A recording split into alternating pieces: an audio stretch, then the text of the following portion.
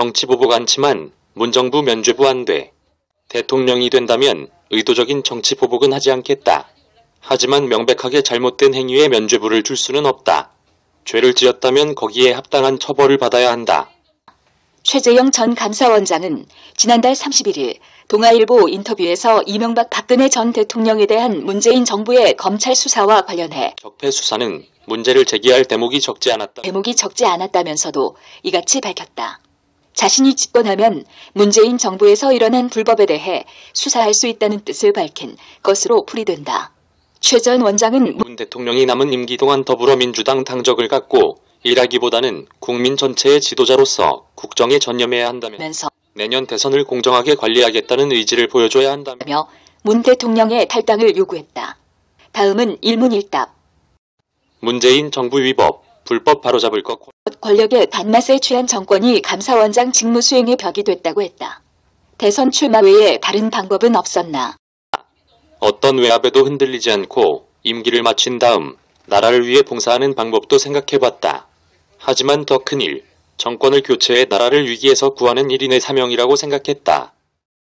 윤석열 전 검찰총장도 같은 기치를 내걸고 대선에 출마했다. 윤 전 총장은 적폐 수사를 하면서 무리한 수사를 했지만 나는 그런 일을 한 게 없다. 오히려 내가 더 철저하게 바로잡을 수 있는 위치에 있었다.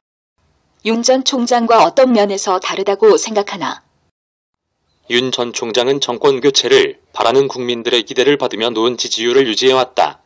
그러나 문재인 정권이 내세운 적폐 청산 수사의 책임자로서 검찰권을 무리하게 행사했다는 비판이 있다. 그 과정에서 많은 아픔을 겪으신 분들이 있고 심지어 목숨을 끊은 사람들까지 있지 않은가. 어떤 사람이 정말 공정과 상식을 지키며 살아왔는지 싸워왔는지 국민들께 판단해 주시리라 믿는다. 당선된다면 문재인 정부에 대해 어떤 태도를 취할 건가? 현 정부가 그동안 해오면서 저질렀던 많은 위법, 불법한 것들을 바로잡아야 한다. 지난해 청와대가 요구한 김오수 전 법무부 차관의 감사위원 제청을 반대했다. 김 전 차관은 장관 직무대행 당시 조국 전 법무부 장관 수사, 검찰개혁 등 청와대의 요구사안을 수용하는 모습을 보였다. 직무상 독립성을 지키는데 의혹이 없는 사람을 제청하는 게 헌법상 책무이자 대통령의 임명권을 돕는 일이라 생각해 반대했다. 내년 대선의 쟁점이 뭐라고 보나? 선거의 공정한 관리는 대의민주주의에서 가장 중요하다. 문 대통령이 탈당해 선거 관리가 공정하게 이루어질 것이라는 신뢰를 보여줘야 한다. 선거 관리에 관여하는 전해철 행정안전부 장관이나 박범계 법무부 장관도 대통령 최측근 아닌가.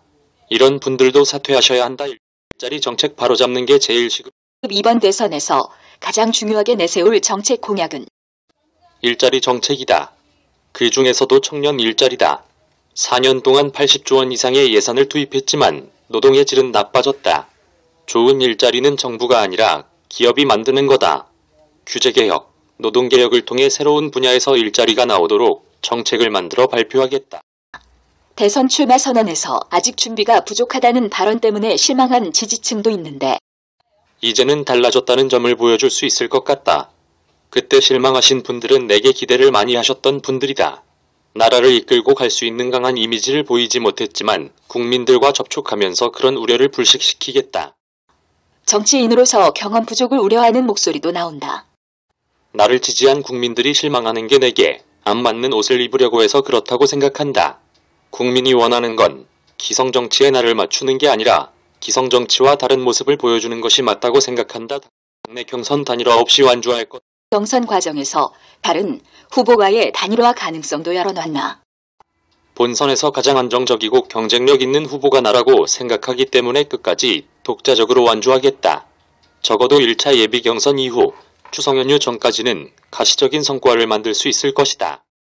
최근 지지율 정체 원인으로 집권을 위한 권력 의지가 부족하다는 분석도 있다. 내가 욕심이 없는 사람인 건 맞다. 하지만 여당 후보 중에는 자신의 욕망을 권력 의지로 미화하는 분들도 있다. 듣기만 좋고 비현실적인 정책만 내는 분들을 보면 나라를 바로 끌고 가겠다는 건지 권력만 잡겠다는 생각인지 의문이 든다. 당내 경선 룰과 관련해 특히 역선택 방지 조항 삽입을 강하게 주장해왔다. 당 선거관리위원회가 문제점을 잘 알고 있으니 그 부분에 대해서는 더 말할 것 없이 결정하면 따르면 된다. 우리에게 불리하다고 해서 따르지 못하는 것은 아니다. 실제로 정치를 해보니 밖에서 보던 것과 뭐가 가장 달랐나? 밖에서 본 것보다 훨씬 복잡하고 수많은 사람들의 가장 원초적인 이해관계가 충돌하는 현장이라는 것을 실감하고 있다. 충분히 생각할 시간 없이 처리할 일이 생기다 보니 내가 살아온 과거의 삶의 속도와 달랐지만 이제야 적응이 되고 있다. 대선 주자로서 스스로 점수를 매겨 본다면 몇 점을 줄 건가? 낙제점을 면한 정도가 아닐까 싶다. 50점만 맞으면 되지 않나. 그런데 선거라는 게 50점을 넘게 맞으면 이기는 거 아닌가?